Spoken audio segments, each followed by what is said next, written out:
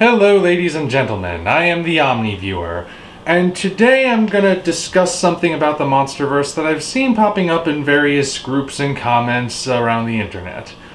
The question of just how well is Godzilla King of the Monsters 2019 going to do? There seems to be some concern, which is understandable for the most part, about whether or not it might underperform. Now bear in mind, this is largely a speculative video, but then again it's based on a whole bunch of speculation in its own right. I'm doing my best to stick to what we know so far and where things are projected to go.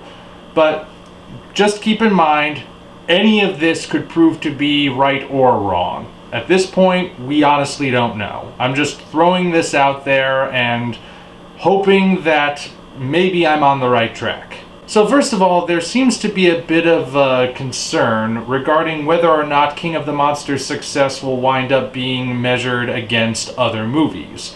In particular, this year we'll see the release of Avengers Endgame, which is only a couple of weeks from this video's posting, and Star Wars Episode 9, Rise of the Skywalkers, or The Rise of Skywalker, or whatever, which is coming out later this year.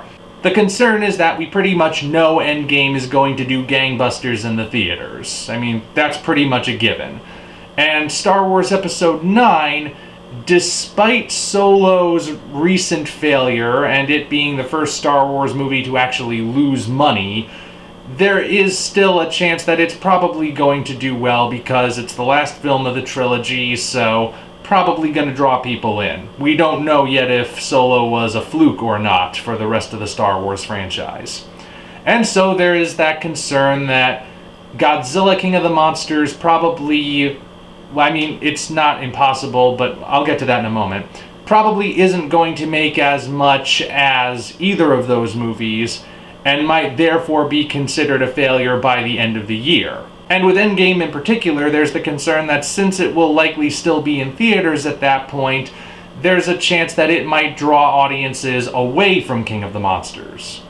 Now overall, I don't really think this is one to get too worked up about. Look, I think it's just a fact that King of the Monsters, in all likelihood, probably won't make as much as Star Wars or Endgame. It's technically not impossible. There is precedent for a movie about giant reptilian creatures beating an Avengers movie. That was back when Jurassic World, the first Jurassic World, did better than Avengers Age of Ultron. But, you know, Jurassic World had a really big nostalgia factor going for it there. At the same time, though, I don't necessarily think we should put too many chips on the idea that King of the Monsters will beat Endgame. It's always possible it can happen, but it's not very probable. But that's all beside the point. The point is that I really don't think it needs to be that big of a concern whether or not it beats Endgame or Star Wars. All that matters is that it makes back its own budget and either meets or exceeds its own projections. That's the thing. Each movie that's ever released has projections of how much it has to make back in order to be considered a success. If it meets or exceeds those expectations, it is considered financially successful, regardless of how it compares to other movies. And as far as Endgame drawing away audiences from King of the Monsters, like I said, it will have been out for a month by then. And pretty much everyone who's going to see Endgame is going to see it opening weekend. They've been pre-selling tickets for opening weekend for a while now, and theaters are filling up quickly. I'm not even sure I'll be able to see it opening weekend. So, yeah, a month later, only the really, really hardcore true believers are still going to be heading back to the theater for Endgame specifically. For opening weekend and those first couple of weeks, that's when Avengers Endgame is going to see most of its business. After that, not gonna be as much activity. So I don't think that's something we need to worry about. Endgame isn't going to be any direct competition for Godzilla during their theatrical runs. But that being said, there are other movies that Godzilla will have to contend with. The weekend before it opens, we'll see the release of the live-action Aladdin and X-Men Dark Phoenix. Whereas the same weekend as Godzilla, we'll see the opening of Ma and Rocket Man, the Elton John biopic. So as far as the two films that are opening before Memorial Day weekend, like I said, Aladdin and X-Men Dark Phoenix. Both of which are owned by Disney now, interestingly enough. Now, Aladdin, I personally don't think Aladdin's going to do that well. There was a time I would have said that it might have stood a chance at actually being viable competition, but the live-action Disney remakes have been in a steady financial decline. People are starting to sort of see through it. I haven't seen many people saying anything positive about the trailers leading up to Aladdin. But then again, you still have to take into account that given the nature of the film, it will probably draw in either families with young children, people who are really, really nostalgic for Aladdin, or people who are going to hate watch it and make epic-length YouTube videos about it. However, that feeling that the movie could still be financially successful regardless of its quality changed when the numbers came in for another live-action remake of a Disney classic. A film that most of us know as Tim Burton's Paycheck, but which is officially called Dumbo 2019. It did not do well on opening weekend. In fact, it lost money on opening weekend. Not in a drastic amount, but enough to be noticeable. And it still hasn't quite gotten to much of a higher level, despite making more money over time. And negative word of mouth is pretty much going to ensure that it won't do much better than it has already. So there's far more negative word of mouth surrounding Aladdin than there ever was for Dumbo. And I think that's genuinely going to hurt it. I really do think that people are getting sick of these soulless live-action Disney movies. And again, barring the people who are going to hate watch it and the people with families of really young children, it's probably not going to do that well. And as for X-Men Dark Phoenix, does anyone care about X-Men Dark Phoenix at all? Be honest now, how many of you even remembered that was being made before I brought it up in this video? I mean, it's not really getting much attention anyway. The trailers don't really look very good, and the trailers aren't really being promoted that much either. I honestly just think that X-Men Dark Phoenix is the last dying gasp of a series that just is trying to hold on by its fingernails, but is pretty much done. The only reason anyone cares about the X-Men these days has to do with whether or not they'll be rebooted and incorporated into the Marvel Cinematic Universe, which this movie is clearly not a part of. So I don't necessarily think X-Men Dark Phoenix is going to be much competition. And neither will Aladdin. It's possible both of them will be good, and it's possible there could be surprises in store as far as how well they do. Like I said, this video is mostly speculation, so anything can happen at this point, but I don't realistically see them being that big. And if they start out big, they're going to drop pretty quickly. Now, what about the other movies that are coming out on Memorial Day weekend? We have Ma, which is a low-budget, down-to-earth horror film, and we have Rocket Man, an Elton John biopic. Now, Ma will probably have an audience. Horror movies have been making a bit of a resurgence as of late, as have giant monster movies, of course. And there is a chance Ma is going to do well amongst the horror crowd. But ultimately, how many people even know that Ma exists? I hadn't even heard of it until it was pointed out to me in an article that was itself making predictions about opening weekends.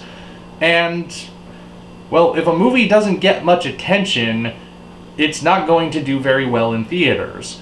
Word of mouth is pretty much what Ma is going to have to rely on, because, like I said, I haven't really seen it advertised anywhere. Maybe I'm just not looking in the right place, but Well, I imagine Ma will do moderately well, but it might not do as well as Godzilla. That is my own feeling. And as for Rocket Man, I have no doubt in my mind that Rocket Man was hoping to ride on the coattails of Bohemian Rhapsody. Except Bohemian Rhapsody wasn't actually that well received. I mean, I know it has its fans, but the only thing that people can universally agree was good about Bohemian Rhapsody is the music. And the music exists completely independently of the movie.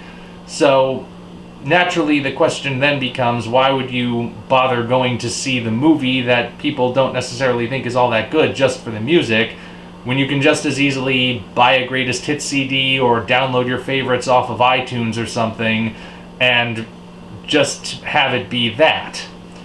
Rocket Man, based on what I've seen, is basically going to be the same as every musical biopic ever. And, well, I don't know. I don't think it'll do that good either, because part of the reason Bohemian Rhapsody did as well as it did, which still wasn't very well, mind you, had to do with the fact that it was about Queen. Queen has a really large audience. It's one of those legendary rock bands. And not to say Elton John isn't popular. I'm sure this movie will do really well in his native England. But is he Queen popular? That I'm not so sure about. So, and I think Bohemian Rhapsody may have turned some people off to the idea of musical biopics. So, the odds do not look necessarily that good for it being big competition for a summer tentpole movie like Godzilla King of the Monsters. Plus, let us never forget, Venom beat the remake of A Star is Born, which is a fictional story, but nevertheless follows that same formula. So, big budget action monster movies versus smaller scale, lower budget musical dramas usually goes in favor of the monster movie. But then again, a large part of the concern comes from whether or not there's a big enough audience for Godzilla King of the Monsters for it to make back its budget and even exceed expectations. Because certainly all the Godzilla fans are going to see it, but the Godzilla fandom is kind of a niche community when it comes to the people who are going to see Marvel movies or Star Wars movies. So are there enough people who will see Godzilla King of the Monsters?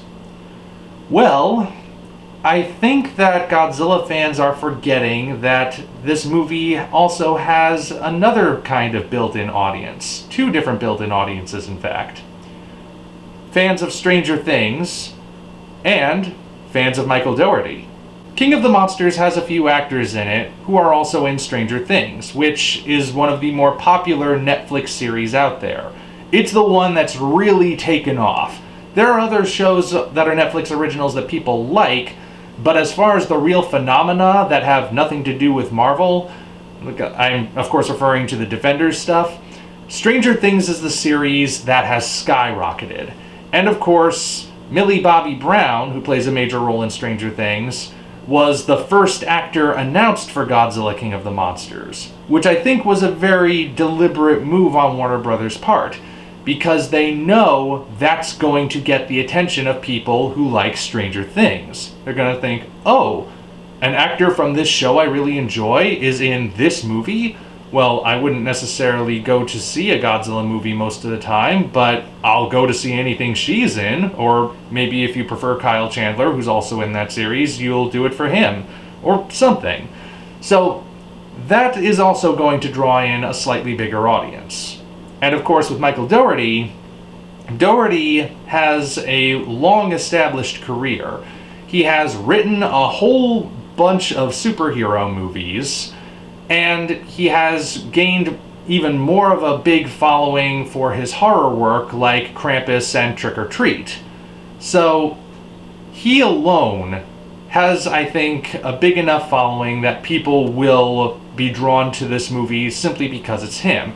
It's kind of like how a lot of people who wouldn't have been considered Godzilla fans living in Japan went to see Shin Godzilla, not because it was a Godzilla movie, but because Hideaki Anno was the one making it.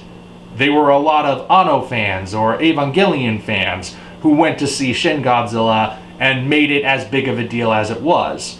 Plus people who went to see it for political reasons, but that's not something I think really applies to King of the Monsters, so we won't dwell on that part. So the potential audience for King of the Monsters is much bigger than just the Godzilla fandom. And that, I think, is important to remember. And of course, we must also recall that if the movie really is as good as all of the different ads are making it look, then good word of mouth will spread, and positive reviews will get out there, and more people will see and hear and read these reviews and think, maybe I should check this out, maybe there's something to it. And that can make the audience even bigger. Plus, let's not forget that the Monsterverse has done financially well so far. Say what you want about Godzilla 2014, overall, its global box office was just a few hundred shy of the first Iron Man film. I'll put the numbers on screen so you can compare them. And Kong Skull Island also did quite well, despite being released in the same month and same year as Logan, the last X-Men movie that pretty much everyone agrees was a good movie. I mean, unless you count Deadpool, but Deadpool's kind of its own thing. So personally, I'm not concerned about King of the Monsters doing well financially. I admit I am more of an optimist than a lot of people, but that's just where I stand looking at the information I've got present before me. And I repeat, it's possible I could be way off base. It's possible that any number of things can happen that will cause this movie to not do as well, and maybe not even win opening day at the box office. It's possible that all of those movies will somehow see such a huge surgence of audience that King of the Monsters will be forgotten. Or it's possible, hopefully not, but possible the movie will turn out to be bad and bad word of mouth will spread. We don't know at this point. But again, based on the information I've got before me, I don't think there's any reason to be too worried. Not that you should just completely let your guard down and not expect or not prepare or brace yourself for something going wrong, but you don't need to live in that. And that's where I'm not living at the moment. Just my take on things. If I helped to assuage your fears, or if I didn't assuage them at all, well, like I said, it's just where I'm viewing things at the moment. Until such time as we meet again, this is the OmniViewer, signing off. If you enjoyed this video, be sure to like it, as well as subscribe to the channel for more content of a similar nature. Also, check the description for links to our Twitter, DeviantArt, and Patreon pages, as well as the Amazon link for the novel Operation Red Dragon: The Daikaiju Wars Part 1, penned by yours truly. Thank you all, and we appreciate your support.